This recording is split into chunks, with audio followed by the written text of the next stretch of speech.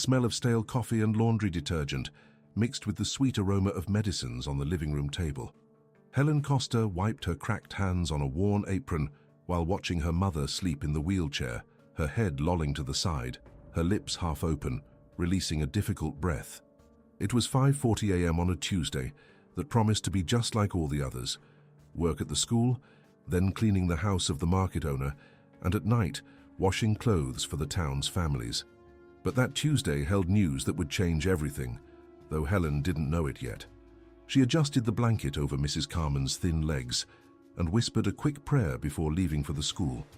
The wooden gate creaked in the silence of the dirt road. Helen held tightly to the old bag where she carried 3 extra lunches for the children who arrived at school without having eaten. Her steps sank into the damp earth from the early morning rain as the sun began to color the sky orange. If this story is touching your heart, consider subscribing to the channel.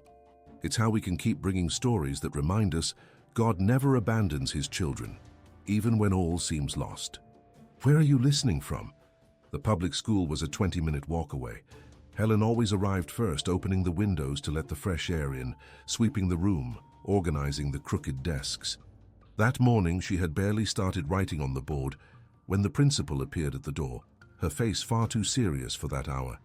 "Helen, I need to speak with you. It's urgent." Helen's heart leaped. Urgent was never good news. She followed the principal to the small office that smelled of mildew and old paper. There, waiting in an uncomfortable chair, was Dr. Mendez, the private physician who had examined Mrs. Carmen the previous week. Helen felt her legs go weak. "Miss Helen," the doctor began, removing his glasses and rubbing his tired eyes, "I spoke with Principal Lords because I couldn't reach you at home. Your mother's test results are back. The situation is more serious than we imagined." Helen grabbed the back of the chair. The room began to spin. "The compression on her spine is worsening rapidly. Your mother needs immediate surgery. I'm talking 15 days maximum. After that," he paused painfully, "after that, the damage will be irreversible. She will become quadriplegic. She won't be able to move her arms, nothing, completely dependent." The words fell on Helen like stones. Quadriplegic, 15 days. The room became too small, the air too heavy. "How much?" she managed to ask, her voice sounding strange. $80,000. It's a complex surgery, needs to be done in the city with a specialized team. $80,000. And Helen earned $1,200 at the school. The cleaning jobs brought in another $700. They had sold everything of value after her father died. The old television, the good sofa, even the wedding rings. They had applied for loans at 3 banks. All were denied. They held a raffle for a quilt her mother had embroidered when her hands were still good. They only sold 8 tickets. "Doctor, I don't have that money," Helen whispered, and the tears began to fall uncontrollably. "I've tried everything. Everything." The doctor placed a hand on her shoulder, the gentle gesture of someone who had given this news before to other people with no money, no hope. "I'm sorry, child. I'm truly sorry." Helen doesn't remember how she got home that day. She doesn't remember if she taught, if she ate, if she even breathed correctly. She only remembers kneeling on the cold floor of the main church at 7 that evening, alone among the empty pews. The candlelight flickered on the old stone walls. The smell of old incense and damp wood filled her lungs. "Lord," she cried, her forehead pressed against the pew in front of her, her hands clasped so tightly her knuckles turned white. "Lord, forgive me for questioning, but why? My mother has only done good her entire life. She cared for the sick, shared the little she had, never complained even when she was trapped in that chair. I try to be good. I work, honestly. I help who I can. Why are you abandoning us now?" Her tears soaked the old wooden bench. Helen imagined her mother trapped in a bed forever, unable to move, without dignity, dependent on diapers and the patience of others. The pain in her chest was physical, as if someone were squeezing her heart. "I promised her I would find the money," Helen sobbed. "I promised, Lord. But there's nowhere left to run. There is nothing more I can do. If you truly exist, if you are listening, help me. For the love of God, help me." She didn't know how long she stayed there. When she finally stood up, her legs were numb, her knees aching. The church was dark. Someone had extinguished the candles. Helen walked like a sleepwalker to the door. Outside it was raining, a thick, cold rain that soaked you in seconds. She didn't even care. She started running down the dirt road, her feet sinking into the mud, her hair plastered to her face, her blouse clinging to her body. She had to get home. She had to hug her mother. She had to invent some comforting lie, even though she knew Mrs. Carmen saw through all her lies. Helen didn't see the truck. She only noticed the headlights when she was already crossing the road. She heard the sudden squeal of brakes, the sound of tires skidding in the mud. She tried to run faster, but her right foot slipped. She fell sideways, her ankle twisting at an odd angle. Pain shot up her leg like fire. The truck door opened. Heavy footsteps approached. Strong hands grasped her by the shoulders. "Are you all right? Are you hurt?" Helen looked up. Through the curtain of rain and tears, she recognized Arthur Fairchild, the richest rancher in the region, the man everyone knew by sight, but nobody truly knew. He was looking at her with genuine concern, his dark eyes wide, his brow furrowed. I'm fine," Helen lied, trying to stand. Her ankle gave way immediately. She would have fallen again if he hadn't caught her. "No, you're not. I'm taking you to the hospital." "You don't have to, please. My mother is home alone, she'll worry." Arthur watched her for a long moment, her eyes red from crying. Her soaked clothes, the way she trembled, and not just from the cold. Something about this woman, fallen in the mud, thanking him politely despite being hurt and wet, reminded him of Clara. How his wife had been unable to accept help, always thinking of others first. "Then I'm taking you home," he said, in a tone that brooked no argument. He helped her into the truck. Helen shrank into the leather seat, trying not to get mud everywhere. The heater was on. The smell of coffee still hung in the air. He must have been drinking from a thermos before he almost hit her. "Where to?" Arthur asked, starting the engine. Helen gave the address, her voice weak. They drove in silence for a few minutes. The rain drummed on the truck's roof. The windshield wipers moved back and forth in a hypnotic rhythm. And then, unable to hold it back, Helen began to cry again. Silently, her shoulders shaking, her hands covering her face. Arthur gripped the steering wheel tighter. That silent weeping was worse than screams. It was the cry of someone who had already cried so hard they had no voice left. Of someone who was collapsing inside, but trying to do it politely without bothering anyone. "Can I help in some way?" he asked, surprising himself. Arthur Fairchild hadn't gotten involved in anyone's life in 5 years. Since Clara died, he had built walls so high around his heart that not even he could climb them. "No," Helen whispered. "Nobody can. But thank you." When they reached the humble house at the end of the dirt road, Helen saw her mother in the window. "Mrs." Carmen had her face pressed to the glass, her eyes wide with worry. She must have been there for hours, waiting. Arthur got out of the truck and helped Helen down. He supported her to the door. That's when he saw the house where they lived up close. The boards needing paint, the patched roof, the glassless window covered with plastic. And inside, the woman in the wheelchair, her face marked by suffering but still beautiful, her eyes filled with such profound gratitude at seeing her daughter return that he felt something tighten in his chest. That night, Arthur couldn't sleep. He stayed on the porch of the main house, watching the stars that began to appear after the rain passed. He couldn't get Helen's red-rimmed eyes out of his mind. That silent desperation, that humble house where 2 women were trying to survive against all odds. 3 days later, he discovered the truth. Dr. Mendez was an old friend. They had attended boarding school together. They were having coffee at the ranch, as they did once a month, and the doctor mentioned the difficult case that was tormenting him. A young teacher. Her mother needs urgent surgery, $80,000 that she doesn't have. In less than 2 weeks, the woman will be quadriplegic. And the worst part is, I know the girl is good people, works like crazy, takes care of her mum, helps everyone. But she doesn't have the money. Nobody does. Arthur felt the coffee go down bitterly. This teacher, is her name Helen? The doctor raised his eyebrows. You know her. I almost ran her over on the road a few days ago. That night, Arthur sat in the leather armchair in his office, the same chair his father used to sit in to make important decisions. He opened the drawer and took out the envelope his own doctor had given him last week. The tests, the diagnosis, pancreatic cancer, advanced stage, 3 months, maybe 6 if he was lucky. He was 48 years old, thousands of acres of land. A house full of expensive furniture and empty memories, and no heir.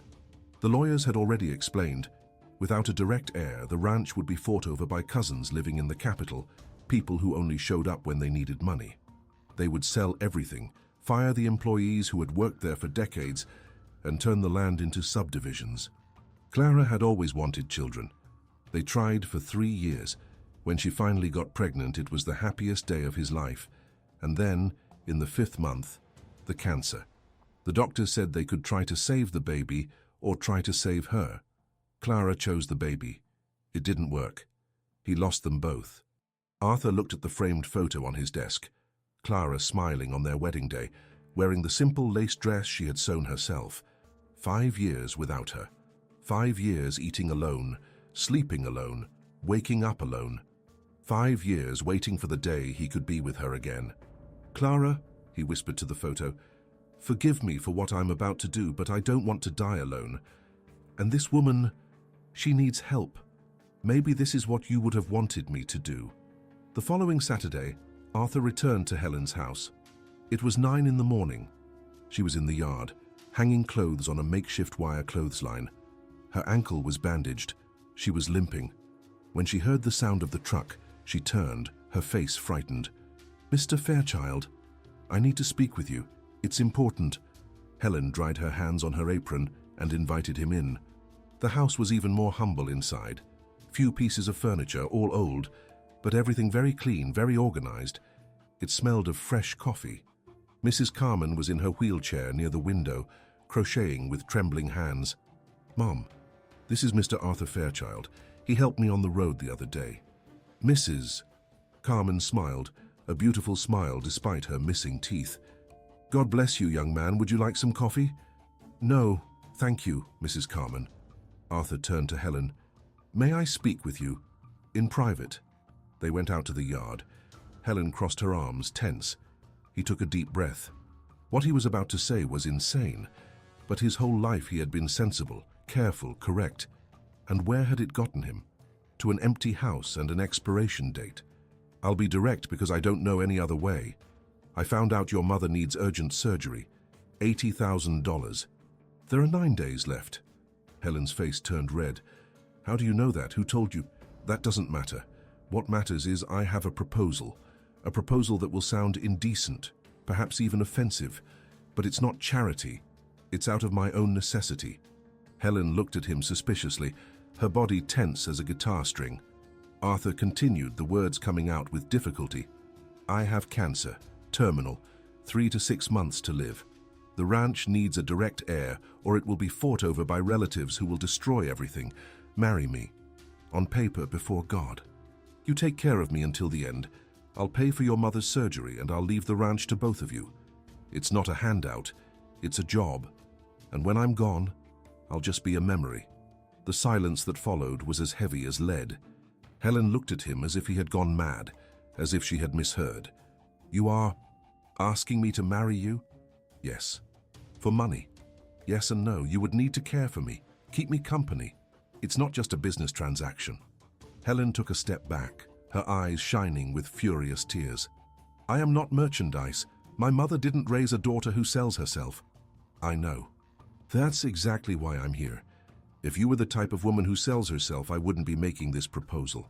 Arthur ran a hand through his hair, frustrated with himself. "Listen, I'm not asking for your love.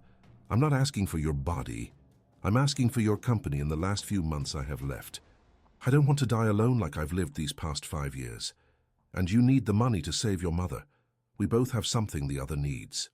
And after?" Her voice was trembling. "After you die?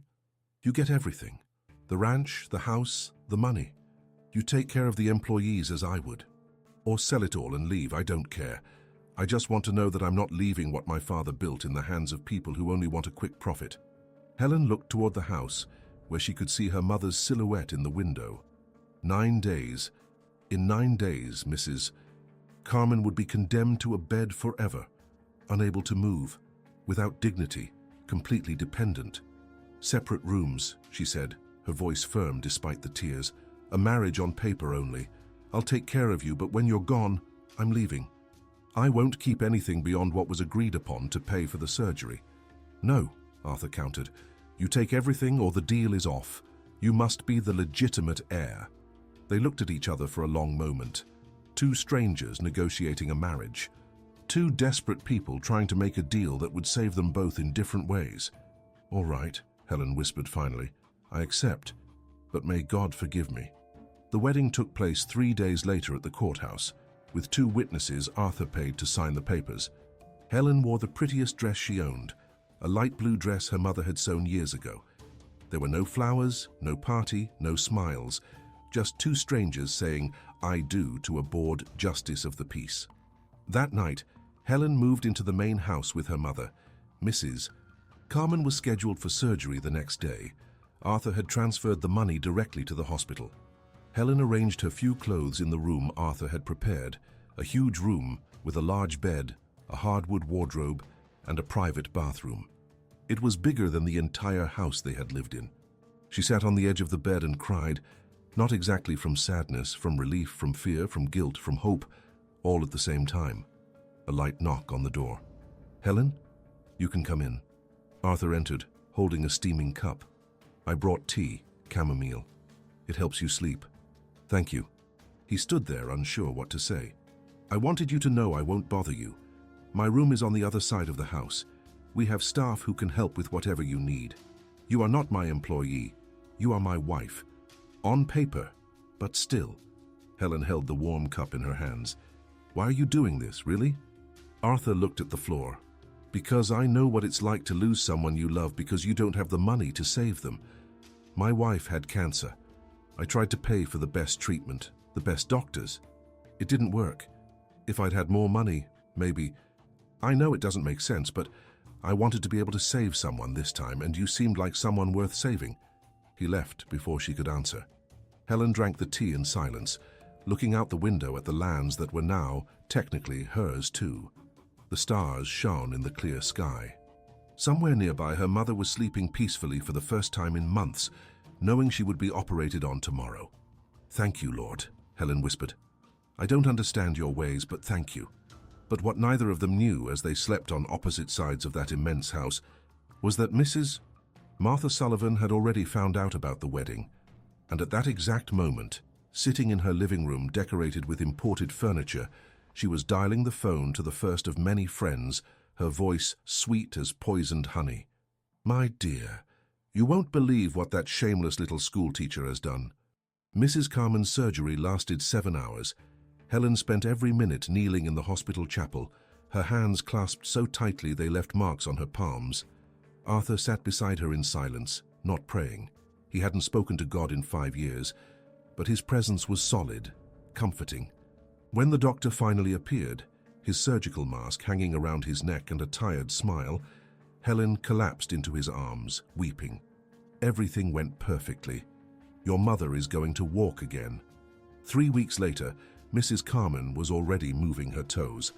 The doctors called it an extraordinary recovery. Helen called it a miracle. Every morning before sunrise, she went to the oratory she discovered in the main house, a small altar with a statue of the Virgin Mary that had belonged to Arthur's grandmother, and gave thanks on her knees, her forehead pressed to the cold floor. The routine at the ranch was strange at first. Arthur woke at 5, had coffee alone in the huge kitchen, and left to supervise the work. Helen woke at 6, prepared fresh coffee, and took it to her mother, who was still resting in the adapted downstairs room. They barely saw each other during the day. They ate dinner together out of social obligation. Tom, the foreman, had mentioned the staff was talking, but they ate in silence, each lost in their own thoughts. It was on a rainy Thursday, 1 month after the wedding, that something changed. Arthur returned from the fields early, soaked and shaking. Helen found him in the living room, clutching his left arm, his face pale as wax. Arthur, what's wrong? Nothing. Just pain in my arm. It'll pass. But it didn't pass. He staggered. Helen ran, catching him before he fell. She screamed for Tom. Together, they carried Arthur to the car. At the hospital, the doctor confirmed a crisis related to the cancer. The disease was advancing. He needs absolute rest, no work, no stress, and he needs someone with him at all times. The crises will become more frequent. That night, Helen entered Arthur's room for the first time. He was lying down, staring at the ceiling, his eyes empty. She sat in the chair beside the bed. "You can go to sleep," he said, his voice weak. "You don't need to stay here. It's part of the agreement, isn't it? To take care of you." The agreement was a mistake. You didn't deserve to be tied to a dying man. Helen felt something tighten in her chest. Over the past few weeks, she had watched Arthur when he wasn't looking. The way he treated the employees with respect, calling each by name. How he woke up early, even when sick, to check if the cattle had food and water. How he paid above market wages and gave extra food baskets at the end of the month. How he looked at Clara's photo on his desk with a longing so deep it hurt just to see. "Can I ask you a question?" Helen whispered. "Why did you stop living when she died?" Arthur closed his eyes. "Because she was the only person who made me want to live. My father was hard, rigid. I grew up in this house learning that a man doesn't cry, doesn't hug, doesn't show weakness. Clara taught me I could be gentle and still be strong. When she left, she took that part of me with her. Would she want to see you like this, alone waiting to die? No. She would have made me promise to move on, to be happy." He opened his eyes, and Helen saw tears there. "But I couldn't. I tried. I swear I tried. I woke up every day saying I would get better. I never got better." Helen took his hand. "It was cold. Then let's try together. In the days you have left, let's make them count. At least that." He squeezed her hand back. And for the first time in 5 years, Arthur Fairchild cried in front of someone else. The following days were different. Helen started having coffee with him in the morning. They talked about the ranch, about his difficult childhood, about her humble family. He told her how his father had taught him to break horses at age 7, breaking 2 fingers in the process, and how he was never afraid after that. She told him about her father who died in the fields, how she had held awake for 3 days, unable to believe he would never come back. In the afternoons, when Arthur rested, Helen read to him. She started with the newspaper, moved on to short stories, then to an old novel she found in the library, a story of an impossible love between a peasant girl and a nobleman. Arthur would close his eyes and listen, a half smile on his lips. "You read well," he said one day. "You would have been a good actress." "I wanted to be. When I was a child, I dreamed of leaving the village, seeing the world, performing in theaters in the big cities." She laughed humorlessly. "But life had other plans. You still can. When I'm gone, you'll have the money to go wherever you want." Helen stopped reading. "I don't want to talk about that." "Why?" "Because," she hesitated, "because I've started to get used to you being here, and I didn't want to." The silence that followed was heavy with unspoken words.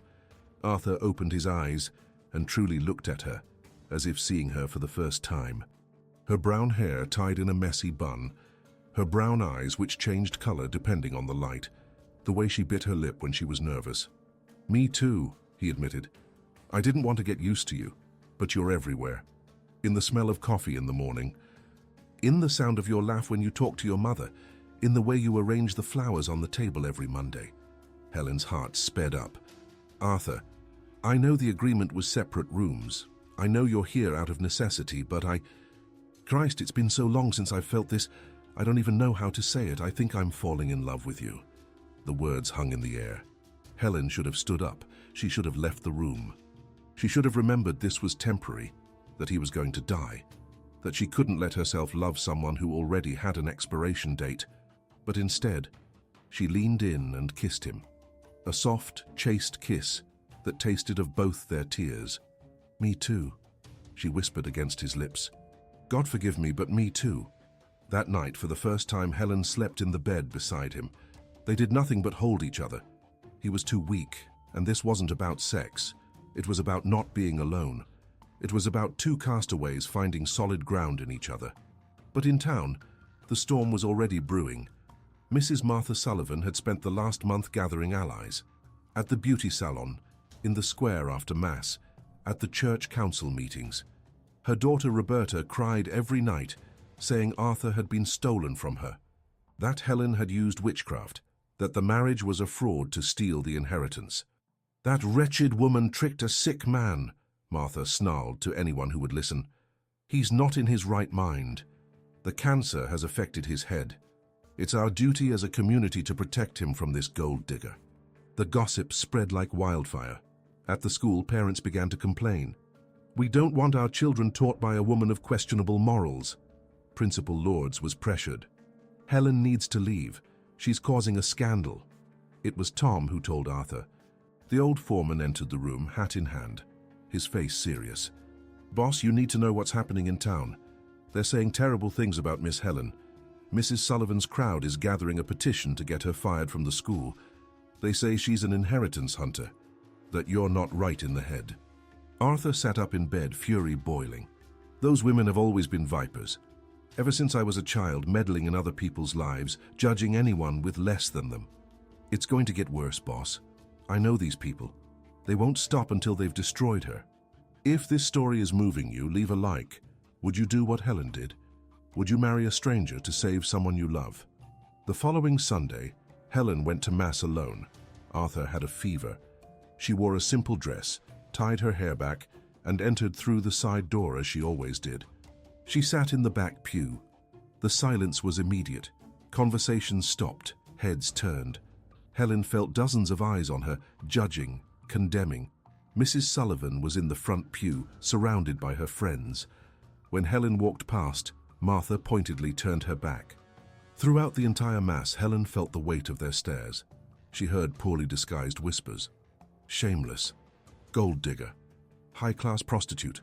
When Mass ended, she tried to leave quickly, but Mrs. Sullivan blocked her at the door, surrounded by half a dozen women. How dare you show your face in the house of God? Martha spat the words. After selling yourself for money? After tricking a dying man?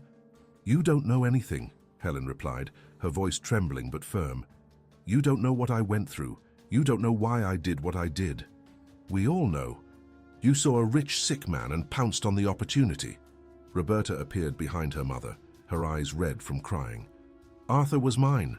We had an understanding. We had a future together. That isn't true, and you know it. The deep voice of Father Vincent cut through the argument. The old priest placed himself between Helen and the women. Roberta, Arthur refused your advances years ago. Politely, but he refused. This fantasy is yours alone.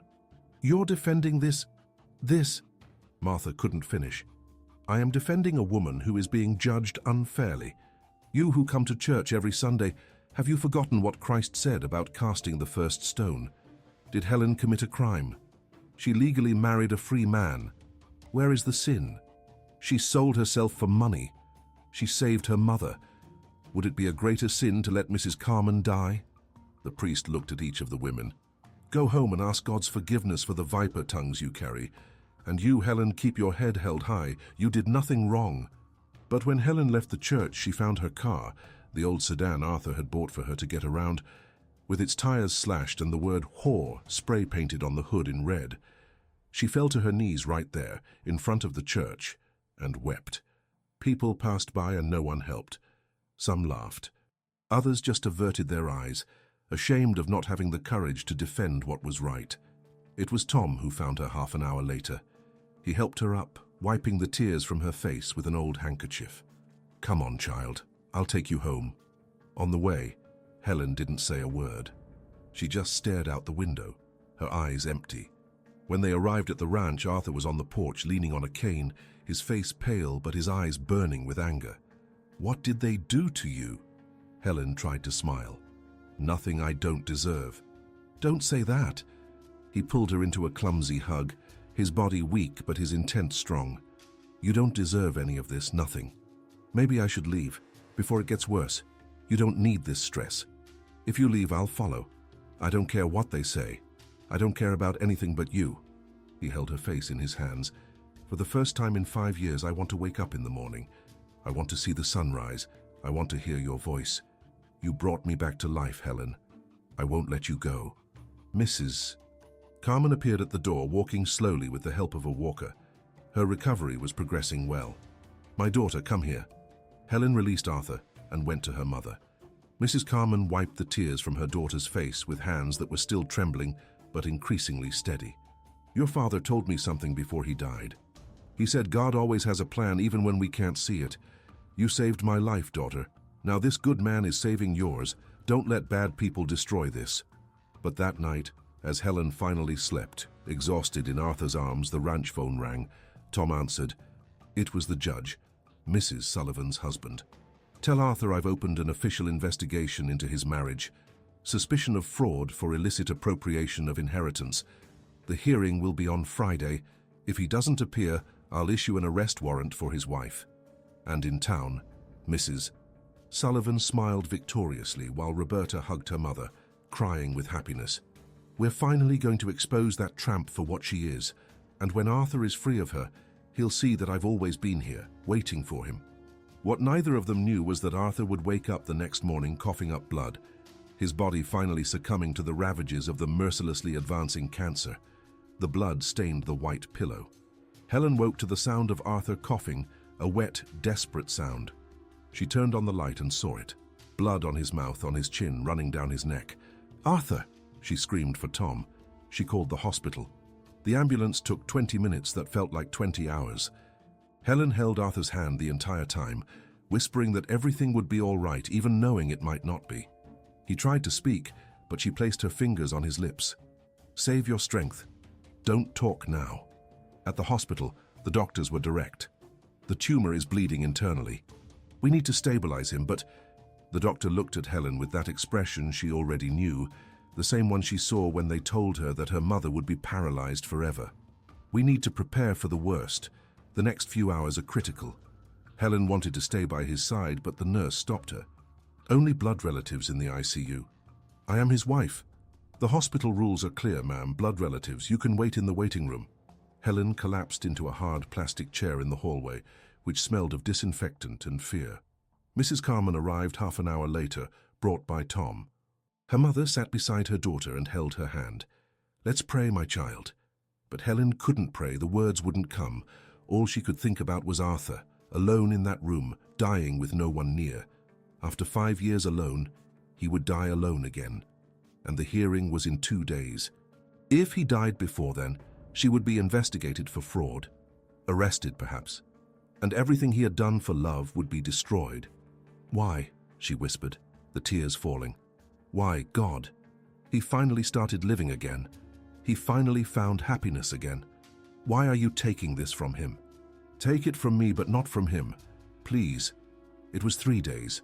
3 days that Helen slept in those uncomfortable chairs, refusing to go home. 3 days she ate only what Mrs. Carman brought.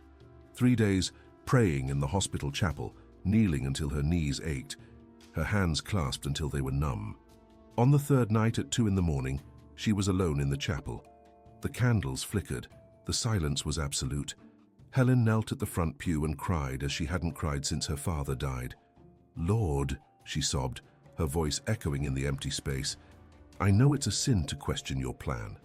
I know you have reasons I don't understand, but I am asking, begging. If he must go, let him go in peace. Let him know he was loved, that his last months were happy. But if there is still purpose, if there is still time, let me tell him that I love him. Just that. I just want him to know." She stayed there for another hour, praying, crying, bargaining with God. When she finally left the chapel, it was 3:30 a.m. The hallway was deserted. She returned to her chair, leaned her head against the cold wall, and closed her eyes for just a second. "Mrs. Helen?" She snapped her eyes open. The nurse was there, but this time she was smiling. "He's awake, he's asking for you." Helen ran. She didn't care about the rules, about visiting hours, about anything. She burst into the ICU room and there he was, pale, far too thin, with tubes everywhere, but conscious. His eyes lit up when he saw her. "Helen!" She grabbed his hand, kissed every finger, cried on his chest. "I thought I was going to lose you. I thought you would die without me telling you I love you. I love you, Arthur. I love you so much it hurts. I love you too." His voice was weak but steady. "I woke up thinking of you. Of these last few months, they were the happiest of my life. Even sick, even with all the rest, they were perfect because you were with me." The doctor who entered later, Dr. Mendez, was incredulous. "I don't understand. Based on the tests, he should be... The tumor has regressed. 60%. It's impossible, but it's right there in the images. I've never seen anything like it. How long? Helen asked. 6 months. Maybe a year, if we're lucky. A year. An entire year. Helen fell to her knees right there and thanked God. The nurse who had blocked Helen from the room on the first night commented to her colleagues, "I've never seen someone pray so hard, 3 days straight. If that's not faith, I don't know what is." Father Vincent, who was visiting patients at the hospital, heard the story.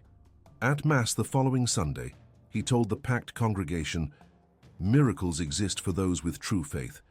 I don't mean faith in words, but the faith of knees bruised from so much prayer." Mrs. Sullivan was in the audience, her face red. But the hearing was still on Friday. She still had a chance. Arthur was discharged 4 days later, weak but alive. The first thing he did when he got to the ranch was call his lawyer. "I want all the documents, the marriage, the inheritance, everything. Perfect, no loopholes. On Friday, we go to court." "Arthur, you're not strong enough," Helen protested. "I'll go even if it's on a stretcher. No one is going to call my wife a fraud." Friday dawned cold. The courtroom was packed. Half the town had come to see the spectacle. Mrs. Sullivan sat in the front row, Roberta beside her, both in expensive clothes, wearing expressions of victory. The judge, Martha's husband, presided with a grim face. Arthur entered, leaning on Helen and Tom. He was pale but standing. He sat with dignity in the defendant's bench, because that's how they felt, like criminals. The judge began, "We are here to investigate possible marital fraud." The marriage between Arthur Fairchild and Helen Costa occurred under suspicious circumstances. A wealthy, sick man suddenly marries a woman of humble means. There are allegations that she took advantage of his debilitated condition to secure an inheritance. Arthur's lawyer stood up. "With all due respect, Your Honor, my client was in full mental capacity when he married. We have medical reports proving it. Reports can be forged." The judge looked at Helen with disdain. "You marry a man you barely know, just as he discovers he has a terminal illness. Don't you find that convenient, to say the least?" Helen was about to answer, but Arthur stood, gripping the table to keep from swaying. "Excuse me, Your Honor. My wife is not on trial here. I am, for having the courage to choose to live my last months with someone who makes me happy. For finding love when everyone thought I should just die alone. Mr. Fairchild, please sit down." "I will not sit. I spent 5 years dying on the inside. This woman saved me. Not my life, my soul. She taught me to smile again, to have faith again, to want to wake up in the morning. And you have the audacity to call her a gold digger." Tom stood up from the back of the courtroom. "Excuse me, Your Honor. I've worked for Mr. Arthur for 40 years. I raised this boy. I know him better than most. And I can testify. Since Miss Helen arrived, he's a different man. He's smiling again, laughing. Caring about things, that doesn't have a price." Father Vincent stood up as well. "Your Honor, I baptized Arthur. I married him and Clara. I saw his pain when he lost his wife. And I saw his joy when he found Helen. To judge is a greater sin than any accusation present here. This is a court of law, not a church." The judge banged his gavel. "Then act like a fair judge, not a vindictive husband." The voice came from the door. It was Dr. Mendez. "Pardon the interruption, Your Honor. I brought important documents, an investigation into the case." He walked to the front, handing over an envelope. "I discovered something interesting. Roberta Sullivan tried to forge medical documents to prove Arthur was mentally incapacitated. I have the proof right here." The silence was absolute. Roberta turned white. Mrs. Sullivan stood up, shaking. "That's a lie!" "My daughter would never—" "I did it, Mother." Roberta began to sob. "I did it because I was desperate. Because Arthur was supposed to be mine. We knew each other as children. I always loved him. I always waited for him. And then she appears from nowhere and steals everything. I never wanted you, Roberta." Arthur's voice was tired. "I refused you 5 years ago because I saw how you treated the staff at your house. With cruelty, with contempt. Clara taught me that character is seen in how we treat those who can offer us nothing in return." Tom nodded. "It's true.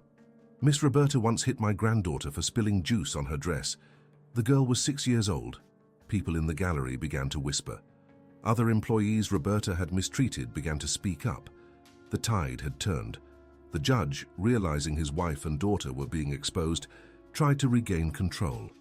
That doesn't change the fact that the marriage was hasty. Your Honor. Another man stood up. Arthur recognized him. It was Judge Santos from the Superior Court, a man known for his integrity. I came because I heard about this case. I would like to know on what legal basis you opened this investigation. A legal marriage between two consenting adults does not require third-party approval. Unless there is concrete evidence of fraud, which there clearly is not, this proceeding is persecution. The judge turned pale. There were complaints. Complaints from whom? Your wife and daughter, who have a clear conflict of interest. The senior judge looked at Mrs. Sullivan. You should be ashamed, using your husband's position to persecute an innocent woman. Mrs. Sullivan ran from the courtroom, Roberta trailing behind her, crying. The judge, humiliated, ended the hearing. Case dismissed for lack of evidence. You are free to go. The crowd that had come to watch began to applaud. People who had turned their backs on Helen at church now came forward to apologize. Forgive us, Mrs. Helen. We didn't know. We were foolish to believe that gossip. But Helen only had eyes for Arthur. He was standing, smiling at her. Right there in the middle of the courtroom, he pulled her into a kiss. Their first public kiss.